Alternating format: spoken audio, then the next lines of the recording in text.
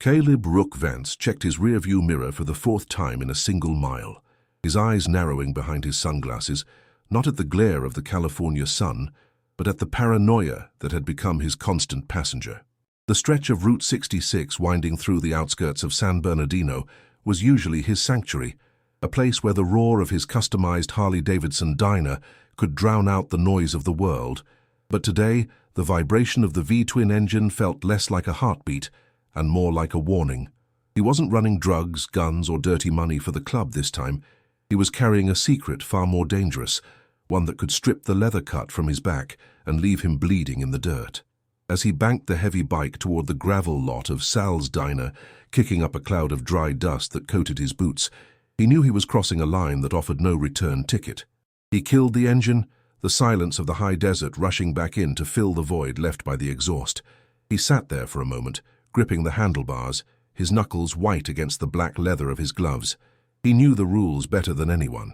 Fraternizing with law enforcement families was strictly forbidden, a betrayal of the brotherhood that carried consequences written in blood. Yet he swung his leg over the bike, the heavy red and white patches on his vest stiff with sweat and road grime, and walked toward the door. When he entered the diner, the bell above the door chimed, cutting through the low hum of the swamp cooler. There were only two other patrons, old truckers who knew better than to make eye contact with a man wearing a top rocker in this part of town. Rook walked straight to the back booth, his heavy boots thudding against the linoleum with a heavy, rhythmic cadence. There, sitting with a nervous posture that broke his heart, was Elena Cross. She looked out of place in the grime of the diner, her clean floral sundress a stark contrast to the grease and dust of Rook's world. "You're late," she whispered, her eyes darting to the window as if she expected a squad car to skid into the lot at any second. She reached across the table, her fingers brushing his scarred hand, but pulled back quickly as the waitress passed. The fear in her eyes wasn't for herself, but for him. She was the daughter of Sheriff Marcus Cross, a man who had campaigned on a platform of driving the motorcycle gangs out of the county by any means necessary. If he knew his only daughter was holding hands with a patched member, the fallout would be nuclear. "Roadblocks on the I-15, Rook lied smoothly, trying to keep his voice steady to calm her down. The truth was he had hesitated.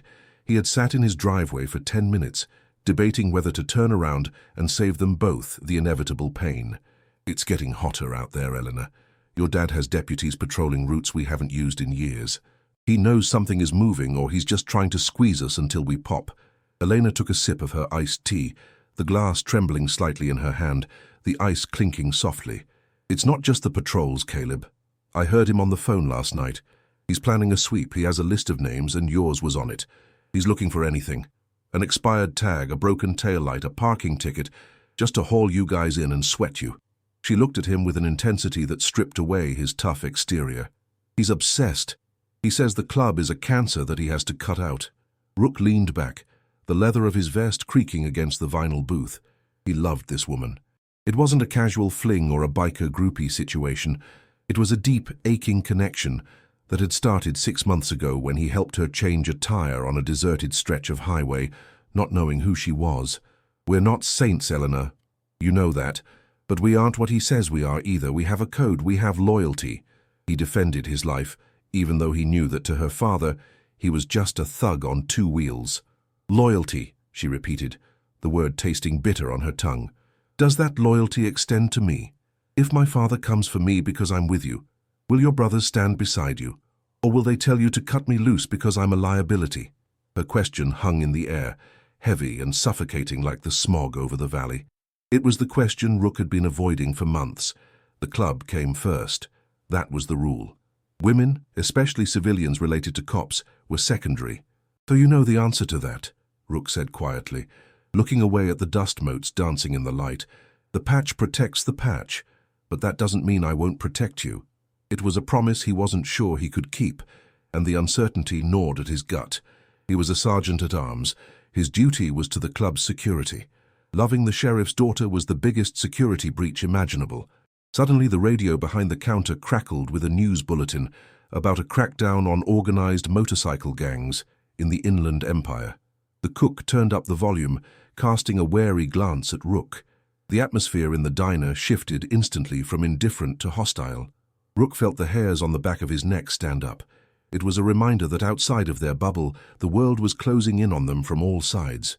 "We can't keep meeting here," Elena said, grabbing her purse, her knuckles white. "One of his deputies saw my car near the highway last week. He asked me about it. I lied, but I'm running out of excuses." She stood up, her silhouette framed by the harsh sunlight streaming through the blinds, casting long shadows across the table. "I can't lose you, Caleb, but I can't let my father destroy you because of me." Rook stood up, towering over the table, his shadow engulfing hers. He wanted to grab her, to kiss her, to tell her they would run away to Arizona or Nevada, but he couldn't. He was cemented in this life by blood and oaths. "I'll find a way," he said, though he had no idea how. "Just keep your head down. If he asks, you don't know me. You've never seen me." As she walked out the door, Rook watched her get into her sedan through the window. He waited until she was safely on the road, merging into traffic before he moved. He threw a $10 bill on the table, ignoring the cook's stare. Walking back to his bike, the sun felt hotter than before, scorching his skin.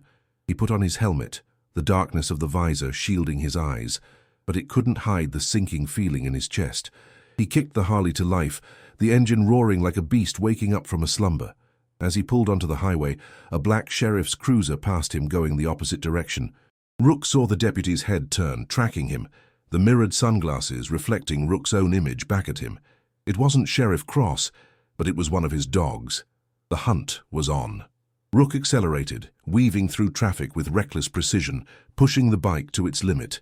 The wind battered his chest, but his mind was back in that booth, replaying her words. Elena was right. The pressure was building, and soon something would have to give. He just prayed that when the explosion happened, he wouldn't be forced to choose between the brotherhood that raised him and the woman who made him feel human. The clubhouse was a fortress of concrete and reinforced steel, hidden behind a high fence topped with razor wire in an industrial district of Fontana. The smell of stale beer, cigarette smoke, and gun oil hit Rook the moment he walked through the heavy metal doors. Music blared from the jukebox, a mix of classic rock and blues that vibrated the floorboards. To an outsider, it looked like chaos. To Rook, it was the only home he had ever really known. But today, the familiar faces of his brothers felt different, distant, as if they could smell the betrayal on him.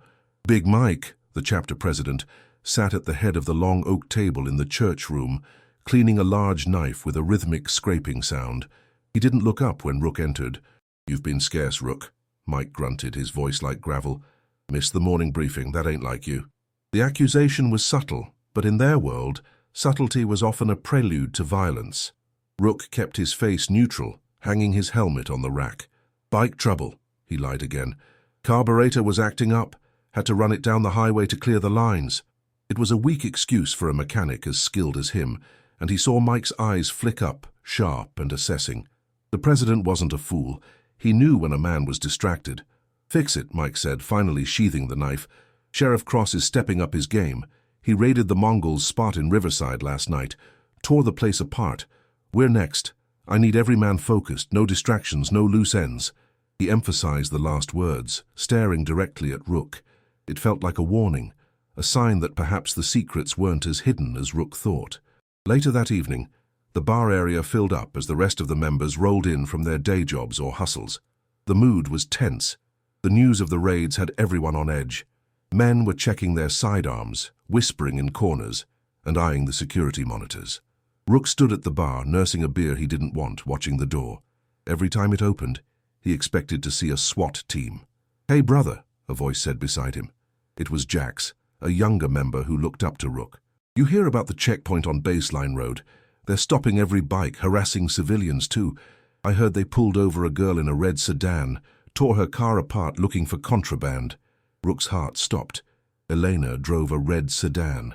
"Did they arrest her?" Rook asked, trying to keep his voice casual, gripping the beer bottle so hard he feared it might shatter. Jax shrugged, lighting a cigarette. "Nah, just scared her. Left her crying on the side of the road." "Cross is a maniac, man. He's targeting anyone who even looks at a bike." Rook felt a cold rage spreading through his veins. Cross wasn't just doing his job. He was terrorizing his own daughter to get to the club. Or worse, he suspected something about Elena and was using his deputies to intimidate her. Rook needed to call her, but using his phone inside the clubhouse was risky. Paranoia was the currency of the realm right now. He stepped out into the back alley, ostensibly to smoke. The night air was cooling, but the smell of ozone and exhaust lingered. He dialed Elena's number, his hand shaking slightly. It went straight to voicemail. He tried again. Nothing. Panic began to claw at his throat. If Cross had found out, Elena was in a hell of her own, trapped in a house with a father who viewed the law as his personal hammer. Just as he was about to pocket his phone, the back door swung open. It was Tiny, the club's massive enforcer. "Who you calling, Rook?" Tiny asked, his tone devoid of friendship. "Mike wants phones off during church, you know the rules." Tiny's suspicion was evident. In times of war, privacy was treated as potential treason. "Just my landlord," Rook said, slipping the phone into his cut. "Rent's late." Tiny stared at him for a long, uncomfortable moment before stepping aside. "Get inside. Meeting starts in 5. And Rook, get your head in the game. You're drifting." Inside the meeting room, the atmosphere was suffocating. The air was thick with testosterone and aggression. Mike slammed his hand on the table. "We're going on lockdown," he announced. "No solo riding, no leaving town without permission, and we cut contact with anyone who isn't red and white. That includes girlfriends, side pieces, and family who ain't supportive. If they talk to the cops, they're dead to us." Rook sat there, stone-faced, as the vote was passed. "Ike," the men roared in unison. Rook's eye was the quietest in the room. He was voting to cut off the woman he loved. He was voting to leave her defenseless against her father. The weight of the patch on his back, once a source of pride, now felt like a lead anchor dragging him down. The meeting ended, but the unease remained. Rook walked to his bike, intending to go home, but he knew he couldn't sleep. He had to know if Elena was safe. But the club's orders were clear. Lockdown. Leaving now to go to the sheriff's neighborhood would be suicide. It would confirm any suspicions Mike had. As he fired up his bike to leave the compound in a group ride, safety in numbers, he looked at the gate. A sheriff's cruiser was parked across the street, lights off, just watching. Rook knew the deputy inside was taking pictures, logging plates. The war had arrived at their doorstep, and Rook was standing on the wrong side of the line, his heart held hostage by the enemy. 2 days later, the tension in the county snapped. It started with a traffic stop that went wrong. A prospect from the club got into a shoving match with a deputy, resulting in a broken nose for the cop and a felony assault charge for the kid. The retaliation was swift. Sheriff Cross declared a state of emergency regarding gang activity, effectively giving his deputies carte blanche to harass anyone on 2 wheels. Rook was working in the club's auto body shop when Elena finally reached him. He was under a vintage Mustang, grease covering his arms, when his burner phone buzzed in his toolbox. He slid out, wiping his hands on a rag, and answered. "Caleb," she sobbed, her voice barely a whisper. "He knows. He found the messages on my old phone." The shop went silent around him. Rook walked into the small office and locked the door. "What did he say, Elena? Is he hurting you?" His mind raced to the darkest possibilities. Marcus Cross was a man of the law, but he was a violent man when pushed. He said I'm a traitor," she cried. "He smashed my laptop. He's talking about sending me away to an aunt in Oregon tomorrow. He says he's going to build a RICO case against the club using me as leverage. He thinks I know things, Caleb. He thinks I know about the runs." Rook felt the blood drain from his face. This was the nightmare scenario. If the sheriff used his daughter to fabricate evidence or testify, the club wouldn't just cut ties, they would eliminate the threat. The Hells Angels didn't take chances with rats, even if the rat was the sheriff's innocent daughter. Elena was now a target for both sides. "Listen to me," Rook said, his voice dropping to a growl. "You need to get out of the house, now. Can you get to your car?" The desperation in his voice was palpable. He was formulating a plan on the fly, a plan that went against every order Big Mike had given. "I can't. He took my keys. There's a deputy parked in the driveway," she whispered. "Caleb, I'm scared. He's looking at me like he hates me." Suddenly, there was a loud banging on her door in the background. "Open up, Elena," came the muffled shout of her father. The line went dead. Rook stared at the phone, his breathing ragged. He had a choice. He could stay in the shop, keep his head down and let the events play out. The club would survive. He would survive. But Elena would be crushed, either by the legal system or by the club's retribution. Or he could act. He walked back into the garage. Tiny and Jax were there, working on a bike. "I gotta go," Rook said abruptly, grabbing his leather jacket. "Family emergency." It wasn't a lie, not really. Tiny looked up, a wrench in his hand. Mike said, "No solo movements, Rook. You know the drill, we're on high alert." "I don't give a damn what Mike said right now," Rook snapped, the stress causing his facade to crack. "I'll be back in an hour." He didn't wait for permission. He threw his leg over his Dyna and kicked it over. The roar of the engine was his declaration of independence. As he peeled out of the lot, he saw Tiny reaching for his phone. The clock was ticking. The ride to the sheriff's house was a blur of adrenaline and calculated risk. Rook took the back roads, the dusty trails that wove through the canyons, avoiding the main highways where the deputies were swarming. The sun was setting, casting long, bloody shadows across the desert floor. He was riding into the lion's den, unarmed except for a knife in his boot, fueled only by the terrifying thought of Elena being hurt. He parked his bike 2 blocks away from the Cross residence, hidden behind a cluster of scrub oaks. He moved on foot, sticking to the shadows. The neighborhood was quiet, the kind of suburban silence that hid 1,000 secrets. He saw the patrol car in the driveway, the deputy inside, clearly bored, scrolling on his phone. Rook circled to the back of the house. He knew Eleanor's window. They had signaled each other from there before. He tossed a small pebble against the glass. Nothing. He tossed another. The curtains shifted. Eleanor's face appeared, tear-streaked and pale. She opened the window slowly. "So you have to go," she hissed down to him. "If he sees you, he'll kill you right here on the lawn." Rook looked up, his eyes fierce. "Jump. I'll catch you. We're leaving." It was insanity, kidnapping the sheriff's daughter from her own home while under surveillance. But the desperation in her eyes told him it was the only way. She hesitated, looking back at her bedroom door, then climbed onto the sill. She dropped into his arms, shivering violently. "My dad. He's in the study drinking. He's angry, Caleb, really angry." Rook held her tight for a second, grounding her. "We move fast. Keep quiet." As they crept through the backyard, a floodlight snapped on. A dog barked in the neighbor's yard. Rook froze, pushing Elena behind a hedge. The back door of the house opened. Sheriff Cross stepped out, a revolver in his hand, looking out into the darkness. "I know someone's out there," he shouted, his voice slurring slightly. The escalation had reached its peak. There was no turning back now. The beam of the porch light didn't reach the hedge where Rook and Elena crouched, but the sheriff's presence was a physical weight.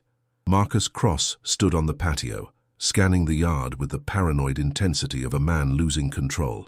"Elena," he called out, his voice a mix of fury and twisted concern. "You try to run with that biker trash, and I swear I'll bury him."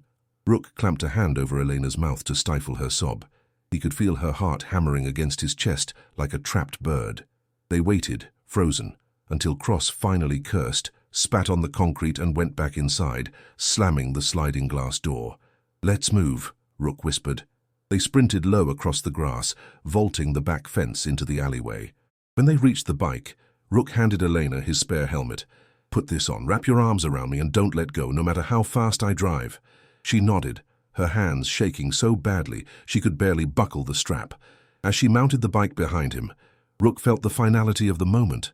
By starting this engine, he was declaring war on the sheriff and abandoning his post with the Hells Angels. He was now a man without a country. He coasted the bike down the hill, using gravity to gain distance before firing the engine. When the V-twin motor finally roared to life, it sounded like a gunshot in the quiet night. He twisted the throttle, and the rear tire tore into the pavement. They shot forward, leaving the town of Dust Creek behind, heading for the desolate expanse of the high desert. Back at the clubhouse, the situation was deteriorating. Tiny had reported Rook's departure.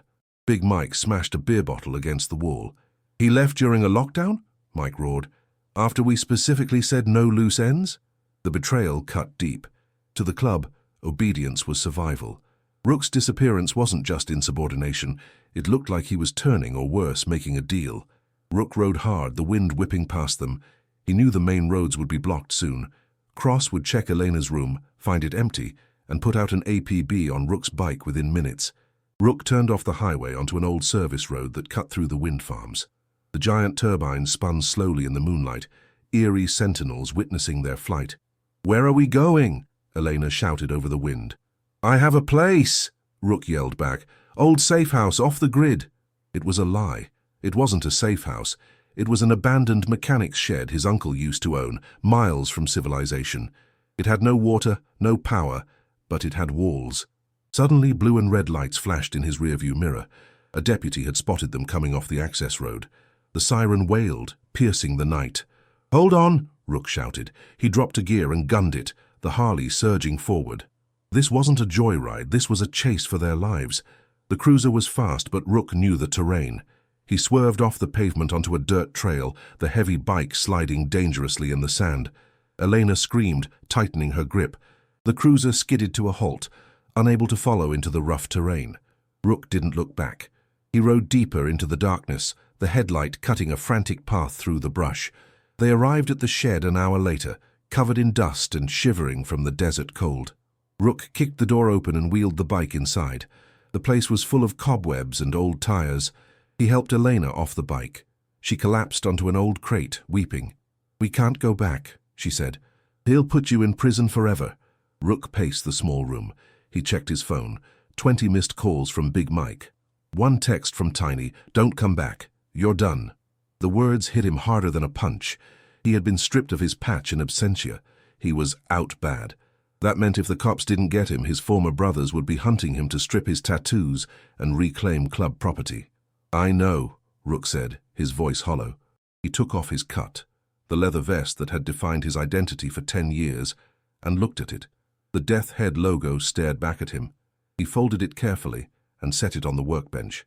"I'm not a brother anymore, Elena. Tonight, I'm just a man." The reality of their situation settled in. They had no money, no support, and 2 armies coming for them. The sheriff had the law, the club had the streets, and they were stuck in a tin shed in the middle of nowhere. Rook looked at Elena, really looked at her. Her face was dirty, her dress torn, but her eyes showed a fierce resolve he hadn't seen before. "We leave at dawn," Rook said, checking the ammo in his pistol. He had 1 magazine, 7 rounds. "We head for the Arizona border. If we cross state lines, your dad's jurisdiction ends."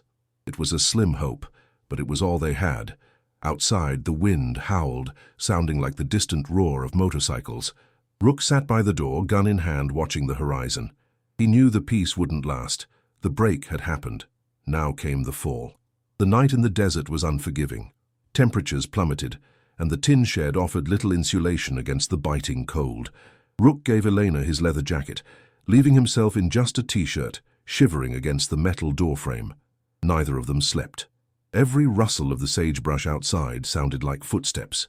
The isolation was absolute, a crushing silence that amplified their fears. By 3 a.m., the gravity of Rook's choices began to torment him. He had abandoned his post. In the eyes of the club, he was a deserter. He thought about the men he had called brothers, Jax, Tiny, Big Mike. They had bled together, ridden thousands of miles together.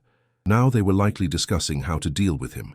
In the biker world, out bad often meant a hospital visit or a shallow grave. He had traded a brotherhood of steel for a fragile hope of love, and the doubt was creeping in. Elena broke the silence. "You regret it," she whispered, her voice trembling in the dark. It wasn't a question. She was huddled in the corner, wrapped in his jacket, watching him. "You miss them already?" Rook didn't look at her. He kept his eyes on the sliver of moonlight coming through the door crack. "It's not about missing them, Elena. It's about survival. Without the patch, I have no protection, no resources. We are naked out here." He turned to her, his face haggard. "But I don't regret saving you. Your dad, he looked ready to kill you. He would have locked me away," she admitted. "Or worse." She crawled over to him, resting her head on his shoulder. "We're the outcasts now, Caleb. Just you and me." The intimacy of the moment was shattered by the sound of a phone vibrating. It wasn't Rook's burner. He had turned that off. It was Elena's, hidden in her pocket, which she had forgotten to ditch. Rook snatched it from her hand. The screen lit up. Dad calling. "Did you keep this on?" Rook hissed, panic flaring in his eyes. "They can triangulate the signal." He smashed the phone against the concrete floor, stomping on the pieces until it was just plastic dust. But the damage was done. If the sheriff had a trace on it, they were already compromised. "I didn't think," Elena stammered, terrified. "I just wanted to see if my mum texted." Rook grabbed her shoulders, shaking her gently. "We have to move now. The shed isn't safe." They scrambled to the bike. Rook pushed the Harley out of the shed to avoid the noise of starting it inside.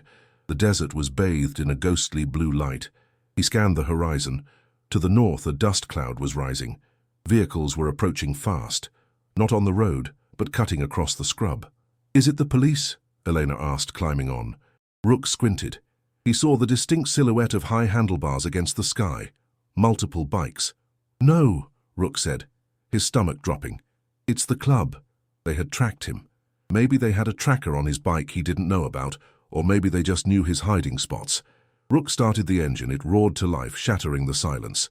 He gunned it toward the south, aiming for a narrow canyon pass where the cruisers couldn't go, hoping to lose the bikes in the technical terrain. As they sped away, the roar of the pursuing motorcycles grew louder. It wasn't a rescue party, it was a hunting party. The chase was a nightmare of dust and sliding tires. Rook rode at the limit of his skill, the heavy Dyna bouncing over rocks and ruts. Elena clung to him, burying her face in his back. Behind them, 3 headlights bobbed in the darkness, closing the gap. Rook recognized the riding style of the lead bike. It was tiny. They reached a dead end, a dry riverbed blocked by a sheer rock face. Rook spun the bike around, kicking the stand down. There was nowhere to go. He pulled Elena off the bike and pushed her behind a large boulder. "Stay down," he commanded. He drew his pistol and stepped out in front of the bike, the headlight illuminating him.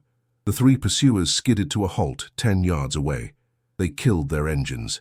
The silence returned, heavier than before. Tiny, Jax, and another member named Riz stepped off their bikes. They were armed, but they didn't draw their weapons immediately. They stood there, ghosts in leather, staring at their former brother. "You ran, Rook," Tiny said, his voice carrying easily in the stillness. "You ran for a cop's daughter. You brought heat on the club. Mike wants your cut, and he wants a pound of flesh."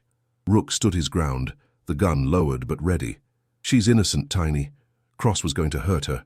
I couldn't let it happen." Jax looked at the ground, clearly uncomfortable. Tiny spat in the dust. "Doesn't matter. You broke the code. Hand over the cut, Rook. Don't make us kill you in front of the girl." Just as the tension threatened to explode into violence, blinding lights flooded the canyon from the ridge above. A megaphone screeched, "This is the San Bernardino Sheriff's Department. Drop your weapons!" Dozens of deputies lined the canyon rim, rifles trained on the bikers below. They had tracked Elena's phone right to the confrontation. Rook looked at Tiny, then up at the ridge. They were all trapped, the club and the outcast, cornered by the law. It was the absolute bottom. There was no fighting their way out of this. The canyon floor was illuminated as if it were day. The floodlights from the sheriff's tactical vehicles blinded everyone. The red laser dots of sniper rifles danced across Rook's chest and onto the leather vests of his former brothers. Tiny and the others froze, hands moving slowly away from their waistbands. They were outgunned 10 to 1. "Caleb Vance!" Sheriff Cross's voice boomed over the speaker, distorted and filled with venom. "Send my daughter out! Surrender now, and maybe you live to see a cell!" Rook glanced back at the boulder. Elena was sobbing quietly, terrified. He looked at Tiny. The big enforcer looked furious, not at the cops, but at the situation Rook had dragged them into. "This is on you, Rook," Tiny growled, raising his hands slowly. "You led them right to us." Rook ignored him. He knew that if he surrendered, Cross would kill him. Maybe not here, but in transit, or in a holding cell. Resisting arrest would be the official story, but if he fought, Elena would get caught in the crossfire. He looked at the terrified woman behind the rock, then at the angry brothers in front of him. He realized there was only one way to end this that didn't result in a massacre. He holstered his gun slowly, making sure the snipers saw the movement. He walked over to his bike, where his folded cut lay across the handlebars. He picked it up. The red and white patch felt heavy. He looked at Tiny. "I didn't do this to screw the club," Rook said, his voice steady. "I did it because I'm a man before I'm a patch." Rook turned to face the blinding lights. He walked into the center of the clearing, away from the cover of the rocks, exposing himself completely. "I'm coming out," he shouted.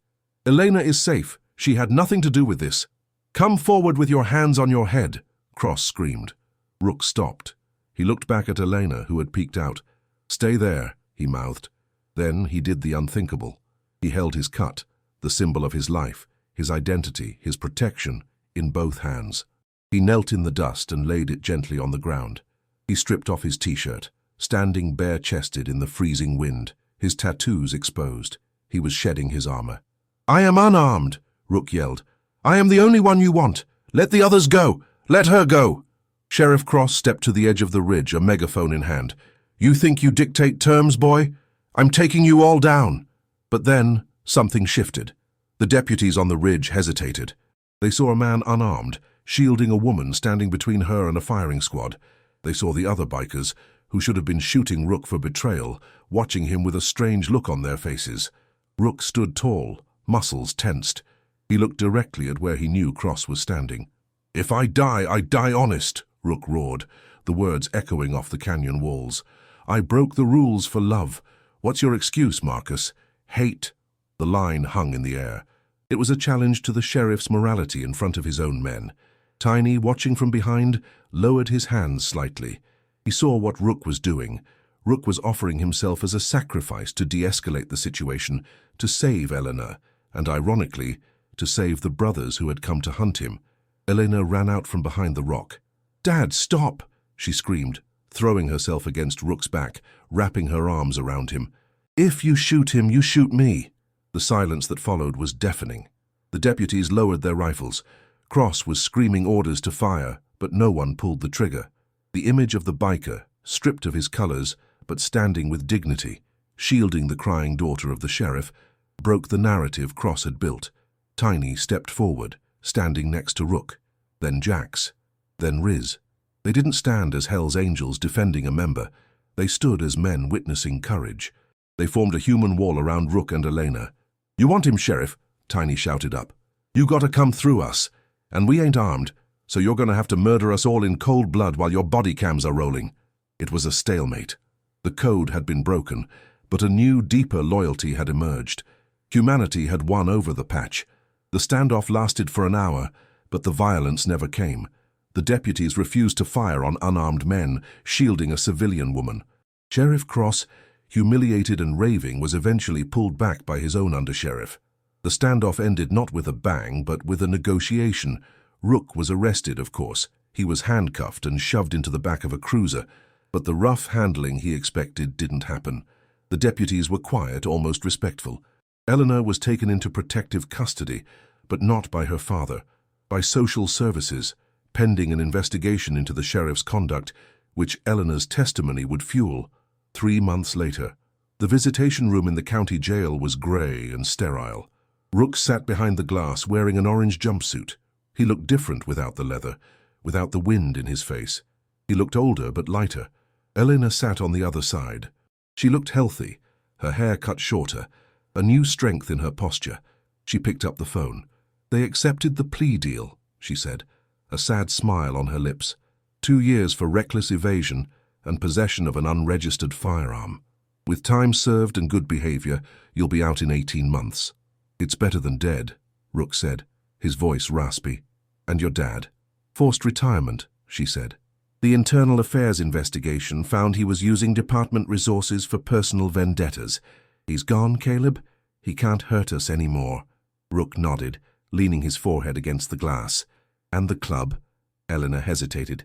"Tiny came to see me. He gave me something for you." She reached into her bag and held up a small object against the glass. It was a patch. Not the death head, but a small patch that said loyalty. "He said you're out. Bad standing. You can never ride with them again. If they see you in San Bernardino, they'll beat you down, but he said nobody has a green light to kill you. You're exiled, not marked." It was the best outcome he could have hoped for. He had lost the Brotherhood, but he had kept his life. "Where will you go?" Rook asked. "I'm moving to Arizona," Eleanor said. "There's a small town near Flagstaff. I got a job at a diner. There's a garage nearby that's hiring mechanics." She looked at him with tears in her eyes. "I'll wait for you, Caleb. 18 months. Rook smiled, a genuine smile that reached his eyes. 18 months, he repeated. When the guard signaled that time was up, Rook stood. He wasn't a Hell's Angel anymore. He was just Caleb. He had broken the code, lost his colors, and gone to prison. But as he walked back to his cell, he thought about that night in the canyon, standing unarmed against the world, with the woman he loved clinging to his back. He had never felt more like a man than he did in that moment. He had died to his old life, just as he said he would. But he had died honest, and now for the first time he was free.